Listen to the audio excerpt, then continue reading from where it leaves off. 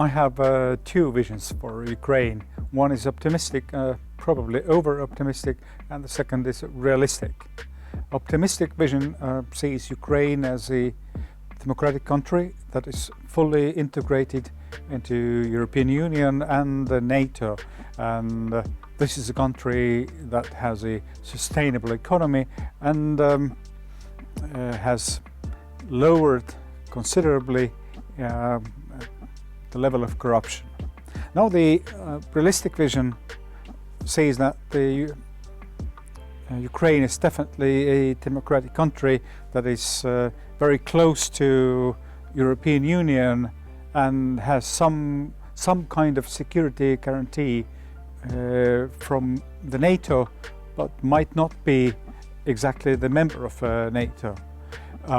I hope that they will have some advances in their fight against the corruption, but at the same time, if we think about some other European countries, Romania, Bulgaria, or you name it, then well, I hope that the Ukraine will be at least on the same level, and it might be that he will become much better.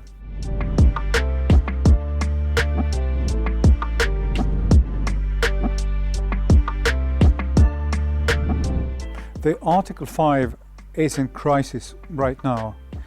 It started at least in 2014, when we were thinking about the hybrid warfare and the question when the war really starts, when we shall consider that one NATO member country is attacked.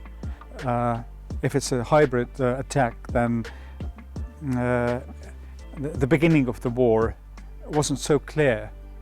Now we are facing a second kind of challenge, and this is a nuclear blackmail, because we all understand that nobody wants nuclear escalation, and it introduces this very uncomfortable question about